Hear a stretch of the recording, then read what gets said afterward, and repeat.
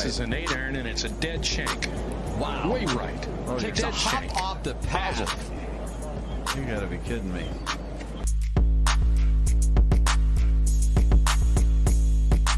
Very tough pitch shot right here. You got to hit it into the hill. One hop up and bite, and it's in. Kind of like that.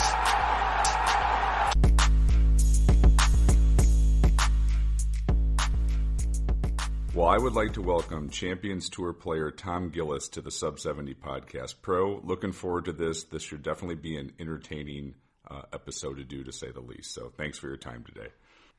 Thanks for having me. Yeah, no worries. Let's talk about your 2022 season. I looked yesterday, 62nd on the money list. I'm half confused on the Champions Tour anymore of who's exempt, what's in, what's out, who qualifies, et cetera, et cetera. Where does that leave you for next year? And, what's the 2023 plan based on your finish from this season? Yeah, the categories, that's pretty hard for the general public to figure out because some guys, they're exempt off the career money. Like myself, I'm not. So I would have needed to be probably 40, 41 on the money list or better to not go back to the tour school. So I'll have to do that in a month's time and out in Scottsdale, where I think 78 of us will play for 5 cards. So I didn't play very well all year. It's just I never really got any mojo going. I played a little bit better at the end of the year, but it's just one of those years. So now we got to go earn our spot back. But the categories are really tough out there. It's just hard to figure. Even I don't know them all yet. I've been out there 4 years. It's tough, right? It's the hardest, I'd call it the hardest major tour to get out there if you're not exempt, right? I mean, 5 spots with as good as that, that field looks like for Q School, like a former PGA Tour event. The level of competition's that good.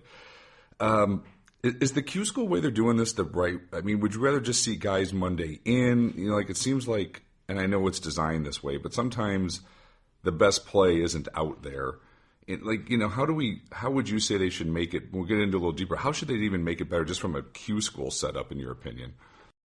Well, I promote, and it's been talked about before, not just me, but I brought it up again last year that you should just get rid of the school. And because we're not making any money on the event. That's the first thing I asked our brass. I said, are we making any money? Not really. I'm like, well, then what are we doing here in December? We got a rules staff here. Everybody's here. Why don't we just give those 5 to the Monday? Now you got 9. And they didn't want any part of that. They thought that 9 players not in the field, it gives a tournament a little bit of they're at a disadvantage for marketing, which I didn't agree with. But they're actually there won't even be 5 after this will be the last year. There's probably 5. There'll be 4, I think. It's just going to get tighter and tighter and tighter because the category for career money is going up, just keeps going up and up and up. Right. So there's guys that aren't getting in off career money, and so now they're going to start pulling from the school, and they're going to probably start pulling from the Monday, and then before you know it, it's going to be almost impossible, and you'll have no Steve Alper stories. Is it so? If you're grandfathered in on the career money and you're 57 years old, does that continue, or does it? It doesn't stop. Yeah, it doesn't stop. No, that's another thing. That Paul Brothers brought that up the other day at lunch. He's like, that should stop at 57 or 60. You shouldn't keep getting in there all the way. I mean, if you're not competitive, you shouldn't still be out there. I don't think. That tour is not always about assembling the best players over 50. It's a little bit like an exhibition in a way like that, because there's some guys that I ain't gonna mention any names, but there's guys that are playing every year that aren't really competitive. Right. You can go down that money list and look and say, how'd this guy get in? And geez, he's never finished in the top 36, or even top 40 or even top 45. So that's been the hardest thing for me when I first got out there was to understand that they're not going to, this isn't about assembling the best players over 50. So, and then the categories are so in depth, I couldn't even go into all the detail on them. So but it's going to get tougher. Yeah. Well, it's already tough. So is there any other things like, besides the Q school, just for like because I always think of like the Champions Tour, like when I was a kid, like the heyday was, Trevino versus, Nicholas was still pretty damn exciting when they were early 50s and you had like all the guys out there playing. I'm afraid in the future, potentially, a couple ideas I thought about, like, does it have to go down to 45 years old? Because as hard as these young guys are swinging, like, is Jason Day going to be? Oh yeah. Is he going to be playing at 50? I've often thought that too. I mean, there's been a lot of discussion about that. In fact, that pretty sure last year it came up. I think Paul Gillis was maybe our player director, and he was fighting against that, but the guys on the guys on the policy board on the PGA Tour wanted it to go down. So there's definitely been some debate about that. I always wonder how it's going to sustain itself, just from what you just said, just because of the strain. These guys swing so much harder. I mean, there's going to be a lot of guys that ain't going to be around at 50 years old. That's why a lot of us are still out there, is because we didn't really grow up in an era where we were trying to speed train. Correct. I mean, it's getting there, but we I would have been. I'm still going at 54. If I would have been working on what these guys work on at young ages, there's no way. I mean, we all have plenty of aches and pains. But I wonder. I wonder that's. I would say that tour is fluid as far as it could change any time. So it's that's just the way they run it. I mean, we don't really have a lot of needle movers, unfortunately. When Watson played, we did. When Freddie plays, that moves the needle, but. I hate to say it, but guys like Bernhard, and he don't really move the needle a whole lot, and nothing personal. It's just, if Tiger comes out and chooses to play, that would be huge, which I think he will. I don't think he'll play a full schedule, but I think he would definitely come out because he just likes to compete. Oh, yeah, it's a golf cart, right? Yeah, you can he make already it work. said that, yeah. Oh, we got guys on that tour that don't think we should be riding. I mean, I can't believe there's a couple players out there that are so against these carts. And I'm like, Padraig Harrington played the last half of the year. He's been banged up, but he's been able to play because he can ride. Right. And I keep telling him, I go, okay, so would you rather not have Padraig Harrington, 3-time major champion, in your field because you guys are stuck on these golf carts? I mean, give me a break. Yeah, let him have the cart, right? He kind of moves the needle. Who cares? It doesn't. I mean, like you said, there's no cut. It's a 3-rounder anyway, right? Does it? I mean, let him have a drink in his hand if he wants to. It really doesn't matter. Oh yeah, no, it doesn't. I mean, if you're going to run it this way, like we just said, where it's basically an exhibition, well then, you guys got to decide one way or the other here, But I don't understand that cart argument. It's kind of funny. I was going to ask you about Langer a little. I mean, I was one again. Like, I'm assuming you're friends with him, have played with him. Like, what is it? I mean, it's an incredible. I mean, I know it's the Champions Tour, but from a golf standpoint, it's utterly amazing, right? To do it at his age, like probably not. Yeah. There's not going to be another one. It's phenomenal. No, probably not. I mean, they don't even really touch on that as much as they should. It's a heck of a feat at 65 years old. Yeah. I mean, it shocks everybody out there. I guarantee you, Stephen Ames the other day was watching him shoot 9 under, going, "This is unbelievable." He's like Father Time, and he works incredibly hard at it. He's fully committed. I do know him well. Sometimes we fly home together. There's a group of us that live down in the southeast Florida area, and if we've been on the road a little bit for a few weeks in a row, we all try to get home. Some of us have teenagers still, But I know him pretty well. He's a good man, but he's fully committed. I mean, he works his tail off. I mean, there's no way you couldn't do it at that age if he didn't dot every I and cross every T. Is there one thing that stands out, like when you play with them? Is it just all really good, or is there one thing when you play with them? Yeah, I think the difference between I've tried to explain this to people about the difference about the Champions Tour, and even me and Padraig were talking about this in Jacksonville. It's only 54 holes, so everything happens really, really fast. Like, you pretty much, you got to shoot between 3 to 5 under the first day to really even have a chance, most likely, on the majority of the time. Because you got to get close to 15 under. That's the magic number every week. We're right around in that area, pretty much, give or take the Senior Open and stuff like that. But 15, if you could shoot 5 a day, you'd do really, really well. But on that, if you think of five under a day, when you only got 54 holes, if you're making 2 bogeys around, I mean, you got to average 7 birdies a day. That's hard to do anywhere. Yeah. So it happens really fast. What impresses me about him is he's really not that long, but he just gets the ball on the fairway. He gets the ball on the green, and he waits till he gets hot with a putter. He doesn't really beat himself. Whereas, like VJ, who's still speed training and still hitting it a country mile, but if he hits 2 of those offline and makes 2 bogeys a day, it's going to be hard to get to 15 under. You know what I mean? So he's just really good at managing his game, not, very little bogeys, you know what I mean? And like Patrick said, he goes, you start making bogeys out here in a 54-hole tournament, you got to get to 15 under. It's going to be hard to get there.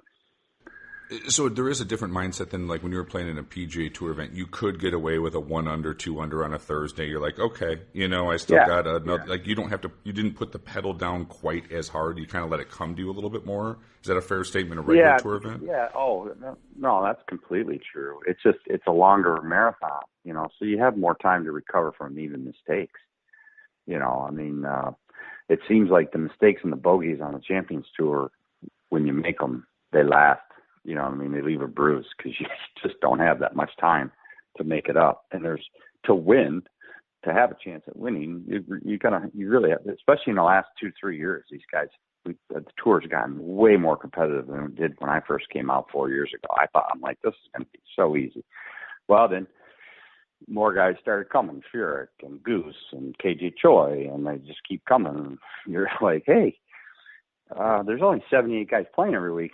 Now we've got 5 or 6 more guys in here. It gets a little harder, So, but it's a fun tour to play, and what I really like about it most is that most people, some of the guys that were pain in the asses in the years of the PGA Tour really aren't so bad anymore. I think everybody's kind of feel lucky that they're still really getting paid and they're allowed to compete and do it and have fun and still live their passion. Most 95% of us are really thankful for that. Well, yeah, and you guys make sure that the pro-ams are fun for the guys, right? You make sure if somebody needs a request to go out to dinner or be at a cocktail party, I'm guessing they'll do it, right? You guys know that part of this is the making sure those corporate clients are taken care of and the atmosphere is fun. The pro-ams are a world different than when I played them on the PGA Tour, as far as they're just so much more light-hearted and relaxed. Most of the time we got music going. The amateurs are in carts versus the tour. A lot of times they're walking, so you get your 12 holes in August somewhere at Greensboro, and you look over at your partners. We got 6 holes to go. They can barely even finish. It's 95 degrees. Whereas opposed to out here, they're in a cart, music going, cigars going, and they're drinking beer. Yeah, and then plus we're all kind of at the back end. I mean, it's pretty much almost over for a lot of us. So you're probably way more receptive to talk and tell stories, and as opposed to the tour, you're within 24 hours away from playing for millions now, and it could change your career. You know what I mean? Where most likely we're going to play for $300,000 in the next few days, and it's not going to really change anybody's life on the tour for the most part. Don't get me wrong, $300,000 is nice. Good cash, right? A lot of these guys have already created a heck of a lifestyle. So the guards down, they're just way more approachable than you'd even anybody on the PGA Tour, because I know there's guys that are really good in the pro-ams out there as well too, but I just remember being way more focused on the eve of the tournament when I played the tour. Is there any other format change or anything that you could see from just being out there for a few years that you think would make it better for you guys, better for the fans, better for television? Any other ideas ever pop into your head of like, well, this would be kind of a cool concept to have more out here or something a little different? It's not something I've thought much about. I mean, guys like Paul Goyda and Lee Jansen, these guys are kind of creative thinkers. I'm sure they've got ideas and stuff, but There's not a lot of, we don't have, you know, I mean, when I played the tours, there was always a lot of complaining. There was always a lot of frustration with the tour, it seemed like. You know, they could do this, or why can't we do this, or why do we got to do this? There's not a lot of that on the Champions Tour, but you know what I mean? I don't hear a lot of debating on what we should do here and there. You know what I mean? It's not as at the front like it was on a PGA Tour. There was always some, and I sat on the policy board a couple times on the PGA Tour. It seems like the issues when we sat and met were way bigger issues than what we had on the Champions Tour. You know, which makes sense. I think right? Champions Tour we got. Yeah. It's a pretty good second gig.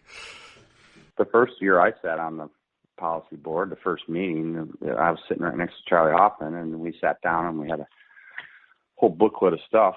And the first thing on the agenda was the tour school, talking about getting rid of the 6-day run for our tour cards. And I looked at Charlie, I go, wow, this is going to be an interesting year to sit on the policy board. Holy geez, you know, they're going to change this, you know, and they did. And I was against it. I didn't like it at all. But, there were a little bit bigger issues. Well, there's another podcast just in itself, right? I mean, I wish they had a few cards that still got you there, right? Like I know why they did it, but the Rich Beam stories of the world were great, right? Where he gets through all the stages and then wins on tour, right? Like that's a story. I mean, that's the dream. Yeah. And now all of a sudden, like, don't get me wrong, he's still playing Korn Ferry Tour, but I don't know, I know top 3 or something they're maybe. They're not the stories that you had. I mean, those stories, you know how many people used to turn in, golf fans would turn into that marathon in December to watch that, to watch people implode, to watch them melt down, to see it. You know, it was pretty good TV. It was great TV, right? Because, I mean, it was like, you want to talk about pressure. I would argue there's more pressure on that than a major championship, right? Like, you're playing for your life. Yeah, that was the most I ever felt. I remember it took me 12 years to get out there. And I remember driving to the course for the 6th round in 2002. It was in the fall. And I remember thinking, man, it's basically my whole career has come down to one day. This is weird. Yeah, it was just very, almost serene. Like it made the hair on the back of your neck stand up. Like, geez, this is it. We're at the summit here. We got to do something. How did you react to that kind of pressure and thinking? Like, what would happen on the first tee? And is it sort of like, okay, I'm a professional, I can do this? Yeah, I just tried to. I mean, when you're that nervous, you're trying to just get your breathing right and just stay as calm as you can. And I remember I shot, I think, 2 over on the front, and I was teetering. And my caddy made a great statement. He goes, let's try to make it as boring as we can on the back 9. Let's get 9 looks. And that was enough just to settle me down, and then we shot 4 on the back and made it by a couple. But that was at PGA, the stadium, you know, and there was guys coming up the 17 island green. I remember Vance Veazey shanked one over to the right. Didn't even go in the water. So, I mean, guys, it should, One year I played there. I made it twice there, and one year I played there with Joel Edwards on the 108th hole, and he had a quick hook right in the water. He was right on the number. I saw that, and then Kyle Thompson was in the group too, and I think he might have bogeyed the last and missed by 1. I parted and made it right on the nose, and I was just like, you felt like you just got lucky almost, you know, like, geez, there's just, especially at a place like that, because there's disaster on everywhere out there. Which, to your point, you guys were in the middle of it, but from a fan standpoint, it was one of the most interesting tournaments to watch. Like, as a golf fan, I loved watching, you know, at least like the last 2 or 3 rounds of old school tour school, where it was just, holy shit, someone's going to shoot 63 or someone's going to shoot 76, and it can turn. And it's a very interesting, if you loved golf, I don't know if there was a better event just to kind of watch, if you were really, really into golf, that last couple, at least the last 2 rounds of how people handle it. We can learn from it. Yeah. I remember the second time I made it out there, there wasn't a lot of like information on where you stood, really.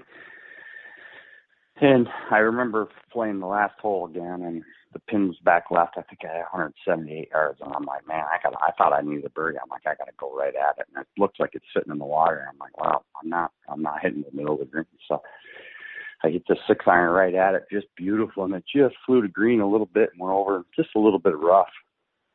And I was like, gosh darn, that was a good shot. And then I kind of had just a fiddly chip, and I kind of nubbed it and stubbed it, and it came up about 6-7 feet short. And I remember I was so mad. I was like, oh, this is how it's going to end. And I buried my wedge right to the side of my bag. I was so upset. And then I just walked up and rolled the putt in and walked off like, yeah, that's great.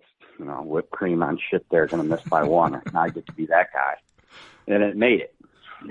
So there was no stopping to ask an official of like, hey, I need to know where I'm at. Like there was no way. Yeah, there really wasn't. I don't remember. So weird. I don't even remember, because that would have been in 04 or 05, I'm thinking. I don't even really remember having phones out looking. You know what I mean? Didn't really know. I remember coming off the green the first time, and I had a friend I played college golf with, and my wife was there too, but he come running down and you did it. I really wasn't even sure I did it, so don't really remember if that was just me locked down and trying to stay focused, or I just don't remember a lot of information like there would be now. Like you'd have your phone out, your caddy would have his phone out. Yeah, knowing exactly where you're at. You got to make decisions. Right. That's just the crazy part to me, right? Like, yeah, because if you were in, you might have hit in 7-iron and hooked it in there, and fine, if it's 15 feet short, so be it. Yeah, I would have never took the flag on. No way. Right. I mean, it's just you wouldn't do that. There's water all up the left the whole way. It's like, why would you do that? Well, I have some other questions for you on playing the tour. I have an affinity. I always think like the European tour in the 80s and 90s was like a certain lifestyle that was just sort of led out there, which was like, if you're an American fan back then, the guys, you didn't have TV coverage. You saw the players rarely. Kind of had this like fun atmosphere when the guys kind of came over. So how did you get out onto the European tour, and what was that 4 years sort of like? Was it kind of like that? Was it a little bit of a traveling circus with some of the guys staying at the bar maybe a little later than they should have, but they had a hell of a good time? Yeah. There was so much camaraderie. It was so much different than anything I'd ever experienced. I didn't have a full card anywhere. It was 7 years into my career. I've been playing mini tours all over, and and so I played good that summer, and I think I won on the Hooters tour, and I had a little extra money, and I thought, you know what?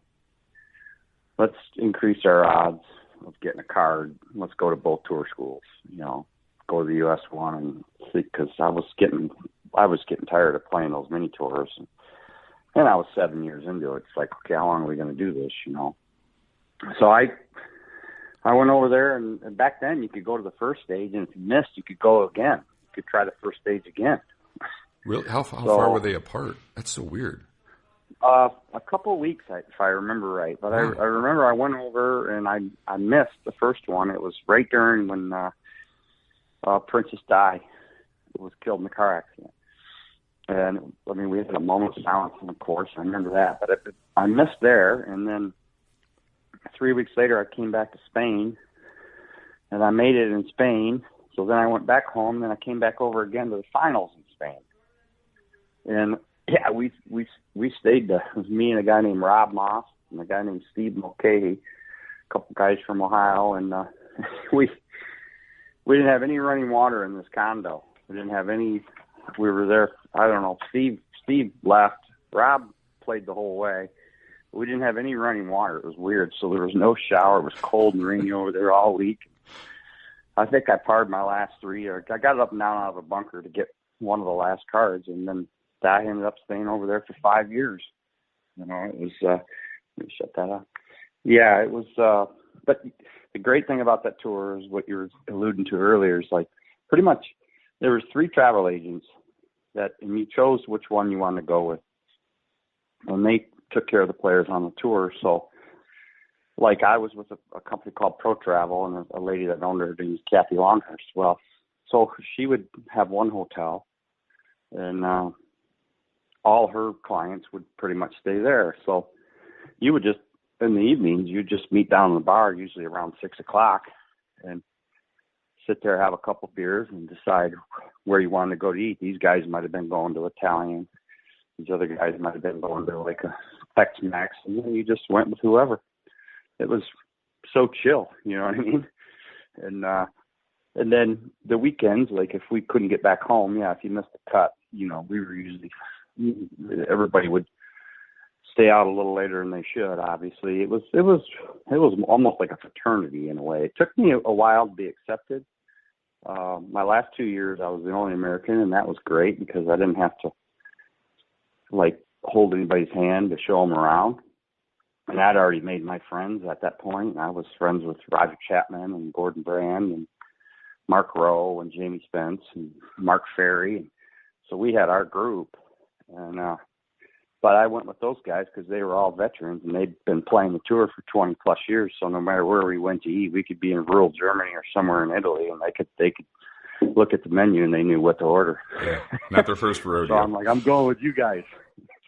Well, I was the young guy in that group. They just took me under the wing, but it was fun. It was really hard travel. So I went through divorce my second year on that tour, and it took a lot out of me, and I never wanted to come home through the whole process. So the one year, I think I played 30 events all over the world, and then the next year I was so wiped out. I had I would call it like it was just exhaustion. It was like a chronic fatigue. I only played half the year, and I lost a bunch of weight. But the first 10 weeks of that tour, we'd go to South Africa for 2 or 3, then we'd go to Australia. These are one right after each other, one after another. Go to Australia for 2 weeks, and then we'd be in Malaysia or Singapore for 2 weeks, and then we'd head over to Dubai and Qatar. So the first 10 weeks or so they were the funnest 10 weeks of the tour, but it was exhausting, right? It was pretty brutal travel. Yeah, it was by the end of the year because I didn't live over there. By the end of the year, I was pretty beat. Did you have a second place over there then, like in the UK or somewhere where you can kind of base out of? No, I went back and forth. Especially after the divorce, I just never really felt that comfortable over there on my own. If I had Jenny, who I've been married to 18 years, we would have lived over there probably somewhere in the south of Spain and commuted out of there. Yeah. But, no, I went back. I would usually go 4 on and come home for 2 and go back for 4 and come home for 2. And by October every year, you were pretty beat up. It was a beat down, but I stayed just because I was getting better. It made you tougher. It was definitely a tough tour. You had to be pretty strong mentally to get through it all. I know a lot of my colleagues would have never been able to do it. They're just, there's a lot of times you're eating by yourself, and maybe your guys aren't there that week, or just it was a different tour, that's for sure. And then there are other times we had just had we had so much fun. But it was. I wouldn't trade all those experiences for nothing. Out of all the traveling, is there a place or two that just stood out that like it was either great culture or beautiful, or it's just like looking back, like God, I love being when the tour went to X, it was fantastic. Yeah, well, I thought Switzerland was just a really cool place. Zurich and Geneva, and just the lakes, and it was just. I'm kind of a water guy. I grew up on a freshwater lake in Michigan, so the water has always been appealing to me, and I used to love that, and I really liked Australia too. The Australians really liked the Americans. I could always tell in Europe they were always kind of leery of the ugly Americans. You know what I mean? Whereas when you go to Australia, they just loved you. They were just so kind and generous. So I would say, those were a couple of my favorite stops. When you were in Australia, did you get to go play the greats on the sandbelt when you were down there? Nope. I wish I had done it. Have you done that? I have not. Every person I got one bucket list trip for me. I just got back from Scotland. I've never been there before, and it was like lived up to it. And I have to imagine that's my next bucket list trip. Every person I've ever talked to who loves golf, who goes over there to play those, it lives up to it, if not more. The golf is supposed to be that good. Might be the best in the world. I gotta do. I've wanted. I've never played Royal Melbourne, Kingston Heath, and all them down there. I really like to do it. I've been down. I played Royal Adelaide, and we used to play this. I won the Korn Ferry. I don't remember what it was called back then. Might have been buy.com, but we did go to Adelaide and played Royal Adelaide, and that was a McKenzie course. It was just awesome. Just the golf down there in general is so much better than it is in the U.S. Well, also, too, when you're built, the best courses in the world are always on sand, right? And it's Golden Age architecture, which is still my favorite, right? I don't know what was in the water or whiskey from that era, but you go play a great from that era, it's still the best golf in the world.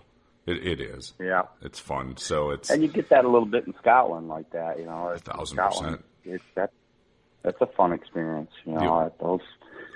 Yeah. I played some good ones. The old course I thought absolutely lived up. I mean, that's just magical, right? And the new was great. And we got to do the Muirfield trip, which was, like the member for the day where you go play in the morning and then dress up in the shirt and tie. And, it's so cool, right? And Carnoustie, big boy golf course, right? I mean, you can see how it's major championship worthy. It's really good. Really, really good. So. Yeah, that's St. Andrews. It's funny. I never really felt this too much, but I remember the first time I walked off that tee in the practice round for the downhill links. I mean, it overwhelmed me a little bit. I remember calling my dad, going, geez, I'm walking off the first tee here. And it just, that first year I played the downhill links, I never even went and played Carnoustie. I just kept going around playing St. Andrews. I'm like, I'll get the Carnoustie when I get there. I go, this is unbelievable. The other thing is you can play practice round so fast around St. Andrews because the green's right next to every tee. Yeah, it's a quick walk. So, it's easy. I went out early by I went out early by myself, I think. I played the first 18 in about 2.5 hours, and I'm like, well, hell, I'm going to eat and then go back out and play it again. Isn't it fun? Like, I would say just architecturally, it's just a fun golf course to play.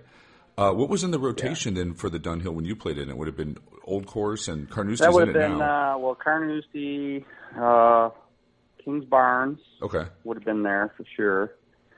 And then St. Andrews. Yeah. Okay, so you did play Carnoustie in the competition, just never in the practice rounds? Yeah. Yeah, well, the first year I didn't because I just was so enthralled with St. Andrews. And I'd already played Carnoustie anyhow. I played in the 99. My first major was that 99 British Open where Vandeveld blew it. So I stood... And that place was so nasty, I was like, I don't care if I ever go back.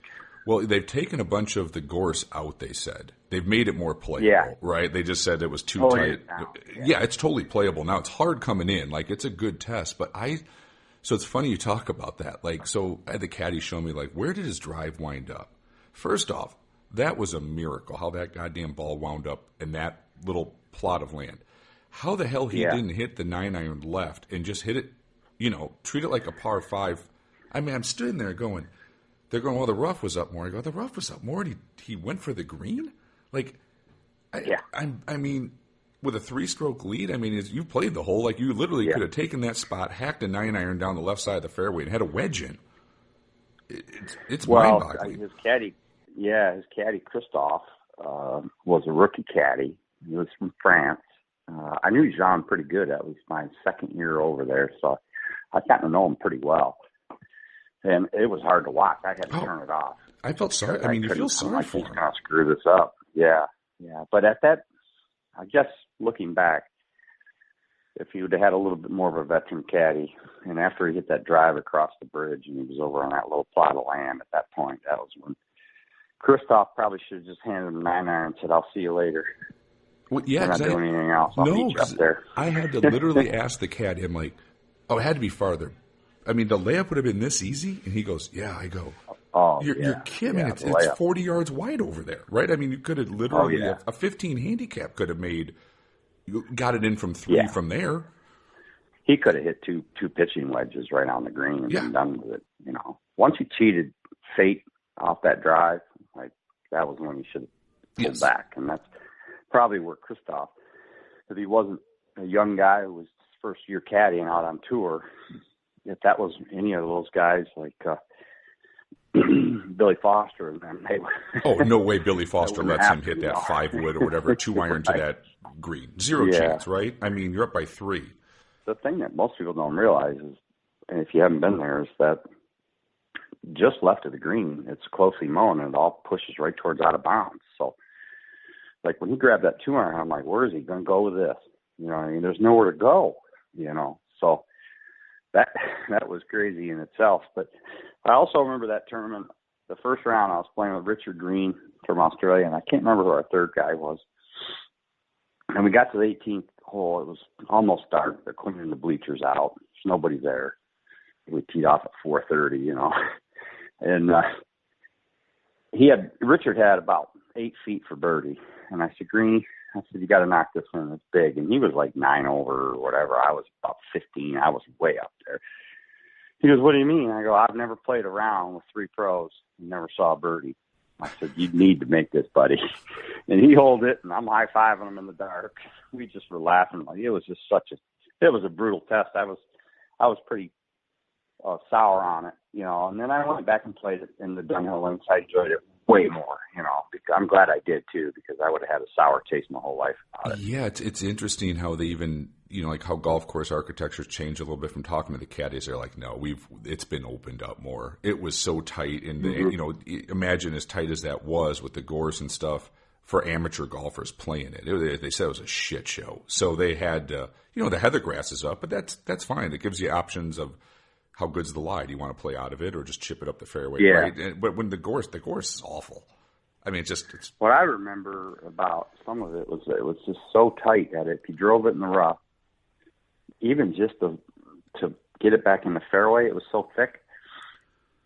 You know, I can remember playing holes where I was like left rough, left fescue, right fescue, you know what I mean? Like, you're thinking, am I like a 90 shooter? What's going on here? I can't even get it back and play it so tight because some of these fairways are 12 yards wide and they're firm, and now you're hacking out of this gorge / fescue or whatever, and it was just like, that's why, looking back, if I had to go back and play the event again, I would do just like John did, and I would hit driver everywhere because you're probably not going to hit the fairways anyhow. Right. I mean, just you when you got that week, just that blast was it. His, yeah. That's what his game plan was, and you know, it worked. If he wouldn't have messed it up at the end, it would have definitely worked. But yeah, because you're probably not going to hit. You know, we're trying to hit 2 irons and 4 irons out there, and now you're hitting them in the rough. Now you're way back there. So I would have played it different. When I played it, it was definitely playable, and then they had the heather for, like, you know, the very dry and playable. Right, you could really advance it basically up to the green. They want us mere mortals to be able to kind of move forward and not kill you. But it was tough, but it wasn't, you know, what am I trying to say? Shit show? No, not at all. Yeah. Right. I mean, good shots were rewarded, but there was room. I remember my practice round. I was sitting out in the 18th fairway waiting for the green to clear, and Curtis Strange came up to me, and I didn't know him. He was a commentator. He's like, hey, Con, how's it going? I said, man, I've been around here twice. I said, I have no clue what's going on. I go, I have no feel for it. I go, I don't know. I just don't have a picture of how I'm going to play this place at all. He looked right at me. He says, listen. He goes, the first time I ever came over here, I hated it.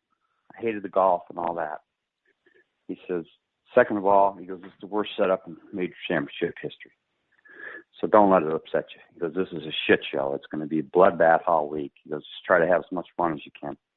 It was really nice of him to say that because he could tell I was like standing in the fairway like, holy shit, I've been around here twice and I don't have any clue how I'm going to play this place. Yeah. No, and especially a guy who had a hot temper at times, right? For him to just say, hey, stay calm. You know, if you're either on that week, it's going to be okay. And if you're off, let it go. Yeah. Right? Yeah, he just said, he goes, it's the worst setup you're ever going to see. Because it was my first major. I go, this is my first major. I go, they're all like this. No thanks. I might need to look into a new profession because I have no picture. I can't see how I'm going to do this. You know? So he was great. He's like, it's shitty. It's terrible. Don't worry about it. Yeah. Well, I kind of agree with that concept of just bang. It's sort of like what Bryson did at the U.S. Open, right? Where it's like, okay, these things are relatively narrow enough anyway. You know, F it. Right. I'm just going to bomb it down there. And if I'm on that week, fine. And if not, I'll just gouge it around the green and see what happens. I mean, it's not a bad theory to go with. No, not at all. Well, I have to ask you, too, you know, in the 90s on that European tour, you had, I just call them icons, right? Like the Sevis, the Faldos. I'll put, you know, Woozy was still out there a little bit. Torrance. I love Sam Torrance, right? Like, such a great commentator. Yeah. All of these, let's just call them Hall of Fame legend guys.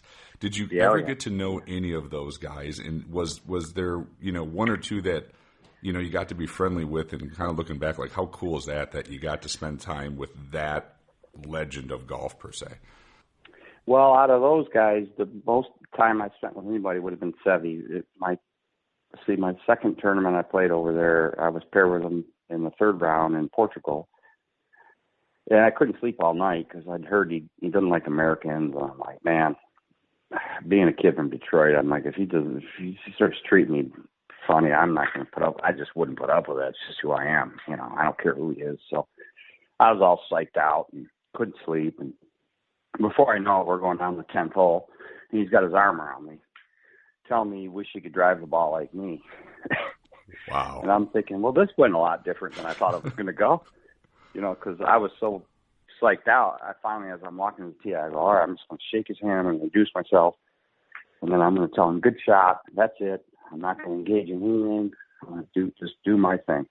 So I was all ready to go. And then, like I said, next thing you know, it was either the 5th hole or the 10th hole. He's got his arm around me. And then we played again the next day. We shot the same score.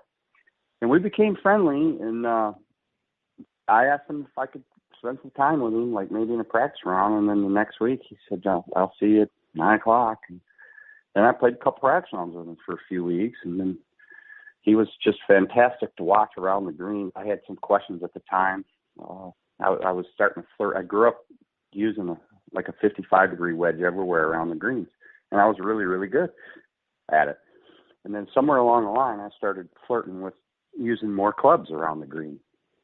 And it was just something I didn't grow up with. And I was telling him, I go, man, my short game's starting to, like, I could feel it going, which is pretty concerning.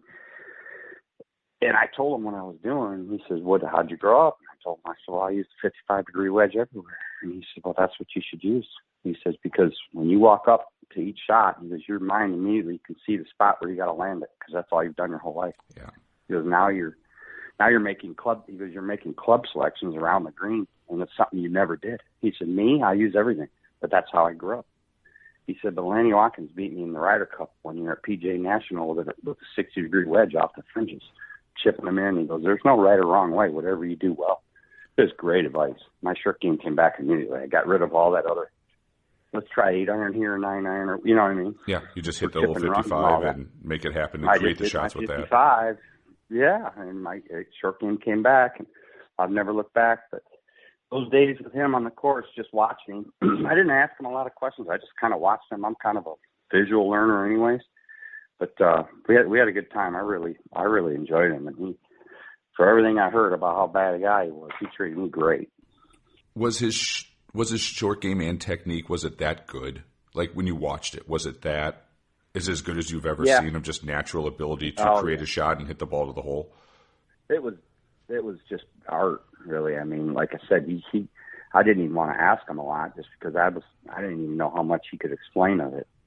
He just did it. You know what I mean? Like, there one time he was in this front bunker, and the pin was about 5 paces on the front, and he said, hey, I want you to go up, because he watched me hit some, and I was cutting across him too much. I had a lot of left to right side spin on him. And he said, go up about halfway, just step to the side, and he goes, watch this ball when it comes by you. So, and his ball would come out of the bunker. It would take a little check, and then it would roll like it was a putt. You wouldn't have known he was in that bunker. It would roll by like it was a putt, like end over end. There was no side spin on it. And that was amazing to me. So then he goes, now come back here, stand behind me. And so then I watched his path. He was so much more shallow than I was. And so that's how he could get that ball to come out kind of low, flat, one hop, no side spin, and then it would just release out like a putt. So that really helped my short game a lot going forward the rest of my career. It's just, there are times to be steep and there's times to be shallow, but he could really do some stuff. The second time I played with him, I got him 2 days in a row again, and we were in Belgium for the Belgium Open, and he hit some shots. He was really at the end now, but he hit some shots around the greens where I thought he was dead, and I was just like, oh my gosh. Like the one guy I was playing with, Gary Evans, was our third. He goes, nobody else out here could do that. I'm like, exactly. So it was fun. And then I got to know Sam more in the bar area of Torrance. He was always in the bar. So if I was in the bar, Sam was in the bar, and he was just, Sam was just, he'd light up every room. He was hilarious. I've heard, like, so maybe I had Jesper on and was asking him, like, so if, like, let's say Sam's top 5 on Friday, going to Saturday's round, is he still at the bar, Jesper? He's like 1,000%. Like, he might not go out that hard that night, but he is still like, right. he's still sticking to his routine. No exercising, cigarette going, right? A couple of pints, right? Hanging out with the boys. He's one of the most wonderful people you'll ever meet. I love Sam Torrance. I've never met him, but I would love to have a round of golf and beer with him, right? He was just funny. I mean, I remember one time I was playing with him at the British Masters at Woburn, and there was a lot of people, and the cell phone went off, and it was like the third one in 2 holes, and he turned around and he looks at this guy and he goes, "Hey, why don't you do me a favor?" He goes, "Why don't you shut that thing," or what did he say? He said, "Yeah, put it on silent," or I think he said, "Put it on vibrate and shove it up your ass." And I'm like, "Oh no, he just said that." And then the whole crowd just thought it was the funniest thing ever. And I looked at my caddy, "If I would have said that, I'm getting suspended. Right. I'm getting fined. I'm getting everything." But he just said it so matter of factly. Everybody, even the guys, like, it was just funny. Sam's funny, So sorry, this is probably a PG podcast. No, you can swear. I don't care. No, not at all. But and then he must have just had a aura about him too a little bit, right? All those guys did. The Torrances, the Sevies, right? Yeah. They just, I mean. And then in Faldo, I was over there 5 years. I don't think Nick ever said one word to me. You'd walk by him, he just mumbled. He never even really said, "Hey, how are you?" Nothing like that. Whereas you walk by Tiger, he'd say, "Hey, Tom, how are you?" He would never do that. But Nick was just he was almost like he was shy almost, or he never really had much to say to you, which it didn't bother me. I just never really knew him. Didn't know Monty that well when I was over there. I know him better now on the Champions Tour. How good is he now on the Champions Tour? He looks like he's mellowed out just a shit ton.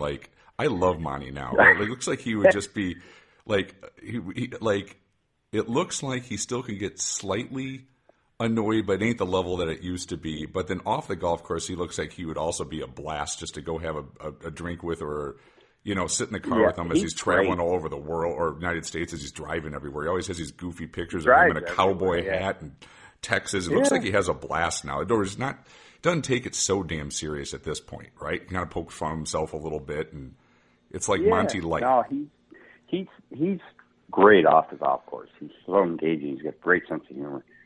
He's still pretty tight out there. I mean, we all laugh at him all the time because he's moving people around, and he'll go down to a tent. "Hey, you guys got to keep it down here." I mean, he's real fidgety. He gets madder than hell still. He tries like heck, but I don't think he stays mad as he used to as long. But he's still pretty prickly out there. But the fans at this level, this age, they kind of just get a kick out of him more than. Well, exactly. Right. Yeah, I would laugh at him now. They're not vindictive. Yeah. Right. They're not vindictive. It's not like it was in the days when he was trying to win something. Right. He's throwing all his toys out of the crib, and those people they thrive on that. Right. Now they kind of just watch him now and giggle. He still hit it pretty good. He still hit it pretty good. Is it still in the numbers every time? Is it still fantastic? Yes. One of the best strikers we have out there. Drives that thing right down the middle every time. That golf swing really has held up, right? It's a little unorthodox, but my God, has he hit it good for 35 years with that golf swing. If he could putt like Bernhard, he would be winning as much as him. I mean, he really does hit it good. I mean, it's so effortless. And, I think last year I played with him and Furyk out at the Boeing in Seattle on Saturday's round.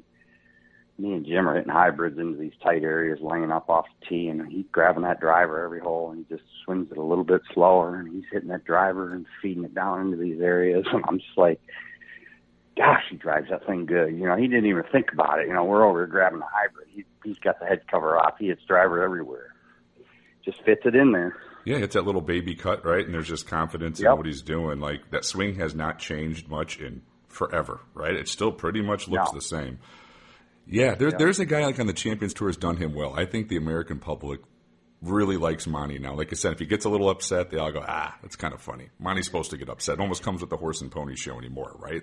Exactly. He, like I said, I never really knew him that well. He was really rolling when I was over there. I think he won 5 or 6 Order of Merits. But I've gotten to know him a little bit better over here. Like I said, he's real pleasant off the golf course. He's still very much a hard competitor on it, but he's not a problem in any way, shape, or form. But he tries. He still, these guys, even at their age, they're out there like burning, man. They're trying like heck to win. Well, absolutely, right? I mean, you guys play at a level where there's no way you can get the competition out of you, right? Like, so there's no way, like, you guys aren't going to compete as hard as you guys can. There's just no way. It's in your guys' DNA at that level, and as long as you've done it. Most of those guys are doing out there. There's no way most of these guys are financially stable to the roof, you know. I mean, they got plenty of money, but they're still out there. They just, like I said, even winning, it's not about the money for them. That money ain't going to change their life at all. But they just like to compete and play, and they want to win. You know, Ernie's the same way. I'm really good friends with Ernie. Flown back from a couple times this year. A few of us have, and you know, he's had a shot at one tournament. And he got on that plane. He was so upset. I've never seen him so mad. I'm like, man, the fire still burns, you know. Yeah. Well, I think that's for all of you guys. You never get to that level of playing at the top of your profession without having an internal engine that is different and wound than most people. Of the level of work and self-belief it takes. Just to play one season on the PGA Tour, let alone as many events as you played in, right? It's hard. And you have to have, I think you have to call it that fifth or sixth gear. Call it sixth gear. You have to have that. And without that, you don't make it to the level you guys have made it at. No way. Yeah, me and McCarron were talking about that, Scott, just a few weeks back. You know, what makes us different, people that made it, played the tour and all that. And like, he made a good point, just kind of what you just said. He's like, it's just an unwavering self-belief. You know, that's why we ended up getting there. You know, he goes, it's just a self-belief. It's just something deeper that you can't see. He goes, you don't see it. You don't visually see it. It's inside. And the more I thought about it, you know, I think he's kind of right. 1,000%. Yeah. Yeah. Right? There has to be there, or there's a common thread of all the people I've interviewed and stuff like that, and guys I've gotten to know. You know, I've spent quite a bit of time with TA3, and I can still see that. Yeah. I mean, the self-belief, right? Oh, yeah. And I've asked him, like, you know, how did you play that well in your 40s on the PGA Tour? Like, you had a card still at 50. And it's just like the self-belief and hard work, period, and talent. But like that, he never not believed he could compete with the best in the world, even at 50 years old. And he proved it. Like, I was on the tour 28 years or something crazy like that. He kept his card. Like, yeah, well, you stay out there that long. You know, like we played last Friday, a week ago Friday, me and Gene Sowers played Donald Trump. And he's saying to Gene, he goes, man, this guy's a good player. And Gene's looking at me, and I looked at Gene, and I go, man, I didn't realize I was a good player. President Trump thinks I'm a good player. Well, he only played about, 500 years on the tour, yes. 5 years on the European tour. I go, I guess I wasn't that good. You know, we're just laughing about it. It's like, hey, you don't get out there and stay out there for any period of time and not be any good. Well, gosh, Gene played at the highest level for what, 20 years plus? Yeah. Between both tours, had to be, right? He's got to be close to 500 PGA Tour starts or something crazy like Probably. that. Probably. He had some illnesses along the way, but I mean, he's 60 years old now, and you know, we play a lot down here, me, him, and Ernie Els, because we all live in the same area, and Ernie really didn't know him that well, and I remember Ernie goes, man, this guy's good. I go, yeah. I said, for 60 years old, he hits that thing so straight, and you can see why he won the U.S. Senior Open. Yeah. I told President Trump, he goes, man, that Gene's got a good swing, doesn't he? I said, sir, I go, the only time Gene leaves the fairway is to go take a piss. He loved that. Yeah. He started laughing. He goes, that's about it. I go, you don't miss many fairways, sir. Oh, gosh, how did President Trump play? How's his golf game, would you assess He's it? a pretty good player. You know, he was pretty wore out because the day before he walked and played that pro-am at Doral with Koepka, I believe. Yeah. And so he said he walked that whole day in the heat. And he's 80, you know. Right. So he said, he goes, I'm beat up. I'm pretty stiff. But he has a lot of good shots. I mean, he's probably a 10. Yeah, you know, in his late solid 70s. 10. Yep. He doesn't really, everybody gives him a hard time about cheating. I didn't see any cheating. What I see is a guy that's out there for recreation. And he's not going to, we weren't even playing for any money. Right. He's out there to have fun. He's not going to play it out of a 3-inch buried Y in the Bermuda. he's just not going to do it. He's like, why do I come out here? Just to suffer and be frustrated. So I didn't really see, I didn't see that like people say. I see him just like, even on the first hole, I had an awful lie up near this fairway bunker. I couldn't get my footing.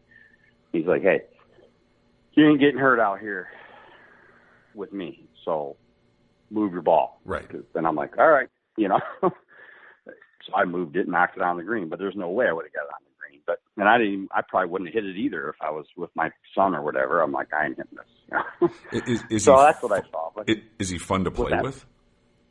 Oh, he's great. It's fun. He plays fast.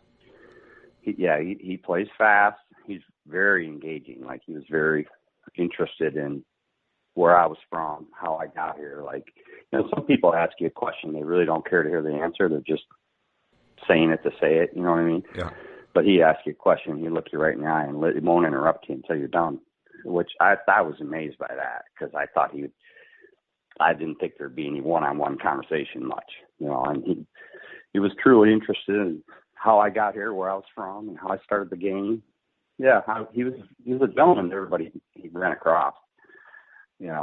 So it was a cool experience. I got beat up on Twitter pretty bad by it, but I'm like, geez, if Barack Obama asked me to play golf with him, I'd play golf with him. Bill Clinton, you get a chance to go play with a former president, you go play. I don't care what your party affiliation is. Who so cares? People were mad that you played with because it's Trump?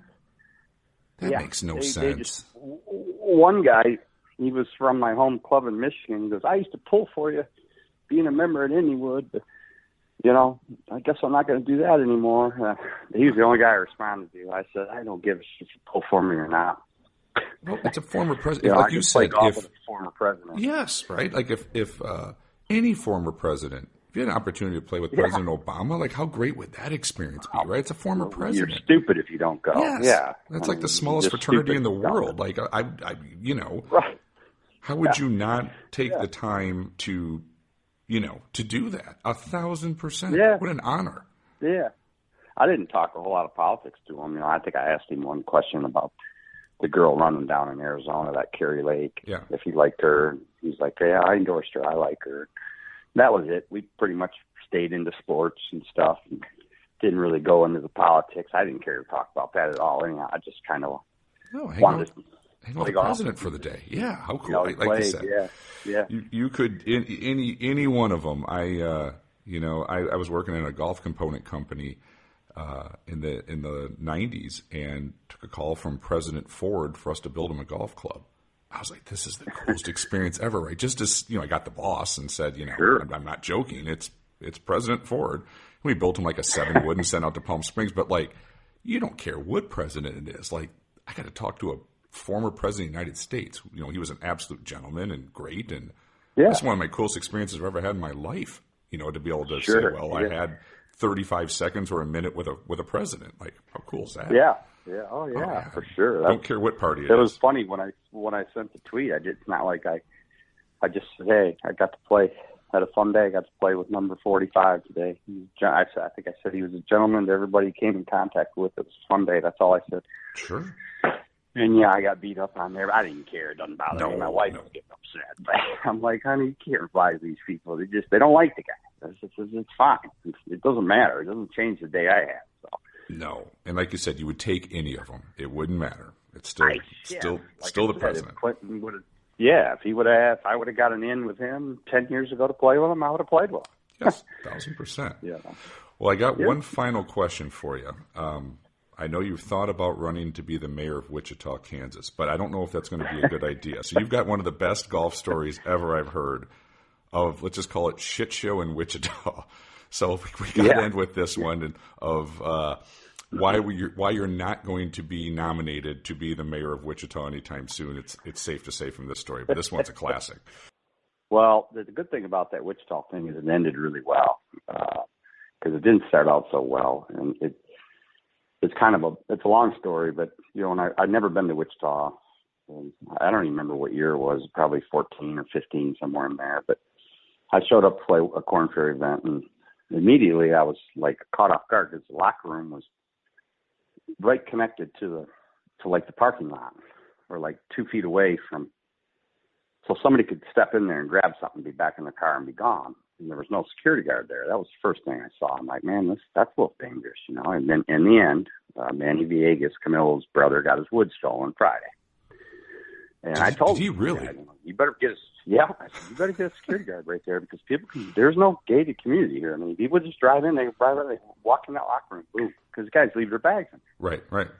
That put me off a little bit. And so I played a couple pro-ams with some members. They were great, nice guys. And then the day of the tournament, I'm gluten-free, so I kind of need a gluten-free option to eat before the round. So I show up at the course, and they got a pasta bar going. And I'm like, so I went up to the ladies that were working the player dining. I said, is there any way I could get something? Well, this is all we have. And I'm like, shoot. So I go into the clubhouse, and I'm like, well, I could probably order here, and I'll just pay. You know, I'll get something. So they wouldn't let me order there. So now I'm set off. I'm like, great. Now we're going to go out for our afternoon first round with no food in us, you know.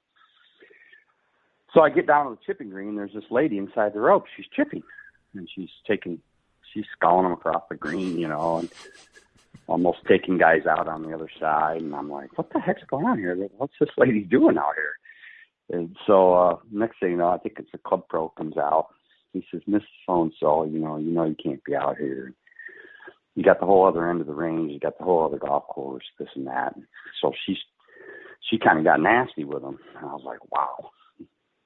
So then general manager comes out. She gets nasty with him. So I'm pissed off. So this is where I went wrong. I lumped I said, boy, these members here at Crestview have a high opinion of themselves. Well, that's where I first did the first big screw up there, you know, which I admitted. So I played really well. I was like up near the lead or leading after 2 days. So Friday after I got done, the tour didn't want me to. Well, anyhow, I sent that tweet out, and then on my first 9, which was 17, there was a par 3 in the first round. There was a big grandstand there. I made this really long putt across the green, like 50 feet, and 3 guys up there go, tweet that. And I looked at my caddy. I go, whoa. I said, that tweet I sent's already got legs. I said, this is going to get interesting now. And I'm like, oh, shit. You know? So I told him, I said, this thing's going to get hot, you know. So anyhow, the next day, it caught fire that day. And the next day, I played Good Friday, and I got done. The tour didn't even want me to talk to the press because they were worried. And I said, hey, no. I said, I'll talk to them. I said, I'm not going to run from it. I'm going to tell them exactly what I meant, and, you know, we'll clear the air. So I did. I told them, I said, I shouldn't have lumped everybody in. I played with some great members early in the week. You know, this lady just was really upset, whatever. So Saturday morning, I'm thinking now it's taking a life of its own. I'm getting destroyed on Twitter and all this stuff. So I called our head of player liaison, Marty Caffey. I said, hey, Marty, these people are pretty angry. Like, you might want to get me a police escort, because if not, if something happens to me, you're going to be working for me probably. He goes, that's a good idea, Gilly. You're right. I've been following it. I go, yeah, you probably ought to bring somebody with me, you know. So I get to the course. I'm walking out to the putting green or chipping green, and the tournament director says, hey, there's a guy who wants to talk to you. It's the lady's husband. He's one of our biggest donors for the event. He's the whole marshal on 17. And I'm like, well, I'm looking over at him, and the guy's about 6'5", 350. And I'm like, holy shit.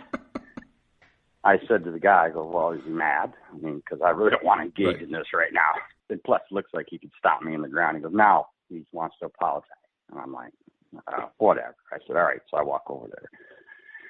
The guy was so mad at his wife. You know, I can't believe she did that, you know. And I said, hey, I go, a lot of it's my fault. I said, let's just, you know, don't worry about it. And don't be mad at your wife. You know, it is what it is. So now I feel like I'm counseling him. Like, no, don't. Because he was really upset. He goes, I'm going to do everything I can on 17, keep him quiet today. But I said, don't worry about it on 17. I said, I made my bed. I'll lay in it. I said, it's just fine. It's just golf. They're going to scream. They're going to yell. It's going to be great. It's not going to be a bad day. It's going to be fun. So I get down there to 17, and when I walk on the tee, it's a par 3, about 180 yards. It just kind of goes slightly uphill, and all the bleachers are back there. It's a big it's a pretty good size. They probably get 3,000 or 4,000 in there, you know. And as soon as they get on the tee, they start playing. Have you heard about the Lonesome Loser from the Little River Band?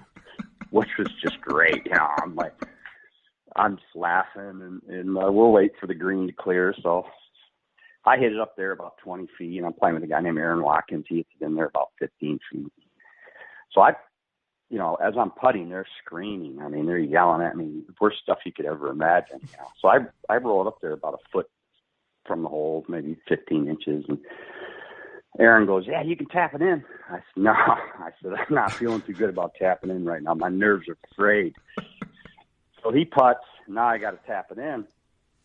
And I'm standing over it, and I swear I'm going to miss it because I'm like, all I got to do is make this, and they don't get the best of me, you know? Right. So I'm standing there, and my hands are shaking like hell, and I'm like, I got to do something. I got to change things up. So I looked at them, and I raised my arms up like, "Come on, is that all you got?" And then I tapped it in real quick. I never even saw it go in. And so, yeah, they followed me down to 18T, and they destroyed me all the way up to 18. So I walked in the clubhouse. There's just some guy. He was from Michigan. I walked in the clubhouse. He goes, "Come here, Gillis." And I'm all beat up. You know, I come walking in. And he goes, "Turn around." He goes, "Oh, you got a little ass left." and I sat there and had a beer with him. And it was, you know, I took it like a champ, waved to them all. And then the next day, by the time I finished the next day, they were like cheering for me. So it was all good in the end. It was funny on the way to the course Saturday. My caddy said, he said, "Hey," he goes, "I just heard on the radio that they're like giving people free beers if they come out and boo Tom Gillis on 17 at Crestview Country Club today." He goes, "They're really mad at us." I said, "Oh, they're mad. They're really mad," I said. So the whole thing was, it was funny because Colton Ost and DJ Brigman and a few other players, they even came out there and watched on 17 just because like we gotta see this shit show. Oh yeah, right. Colt especially has got the best sense of humor ever, right? He's going to have to watch this half disaster unfold. He was put off by him. Like I think he sent a tweet out like that was despicable or something because it was pretty vulgar. They were pretty mad, but I get it, you know. Well, I think you handled it well. You almost have to rally. Well, you have to go along with it. Then, like I said, it's almost like rooting for Monty now. Like after all, like then they're rooting for you because you took it like a man, right? And then you showed them up a little bit. You had your fun with it, and now they're like, all right, we actually like the guy. We'll cheer for him on Sunday. The best thing you could do. Yeah, and the best thing you can do when you know you've misstepped is just say, "Hey, I was wrong. I shouldn't have done that. I shouldn't have lumped everybody in like that. It was the wrong thing to do," which it was, you know, and I admitted that immediately. And so, but in the end, I went back, I think another year, next year, the year after, they were great to me. There was no problem whatsoever. So you're not permanently banned from Wichita. That's good. No. Well, at one point, after that, the general manager, he's not there anymore. He called me up. He's like, "Hey, we want to name a drink after you." And, you know, for the whole fiasco, I go, "Well, that's pretty cool." He goes, "What's your favorite drink?" I go, "Well, I don't even really know." I said, "But when you shoot your mouth off like that, it would have to be some sort of a tequila or vodka drink." Yeah. So I can't even remember what they called it. Yeah. Yeah, it's not going to be something light and fresh. Like, it's going to have a bite to it, right? 1,000%. Yeah, oh, yeah. So they had it on the menu for, a good year or so, and then then I think that guy either got fired or went on somewhere else, and it was taken off the menu. It was pretty funny. Well, the good part is you got one hell of a story from it. Yeah, it was the first time I ever played golf where I felt like I was a real athlete playing an away game with a bunch of people screaming at you. You know what I mean?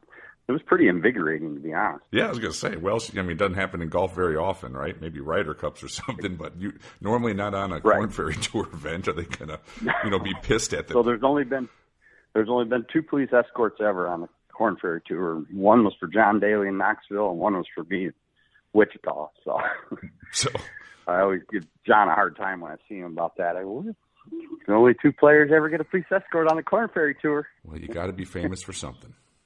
Exactly. Well, thanks so much for this, and good luck at Q School. I know that's a tough one out there, and we'll be watching the results and all that stuff. So, I've really enjoyed the conversation. Thanks for taking the time. You are a great follow on Twitter. It's fun stuff that you put out there. I'm always entertained by it. So, everyone follow Tom on Twitter for that. I'm not everybody's cup of tea, but well, it's good. Like I said, it's a good follow, right? That's what I like about it. Yeah. I mean, if everyone was vanilla and the same, well, that would be kind of boring. So, it was great having you on. I really appreciate it. Right. Well, thanks for having me, Jason.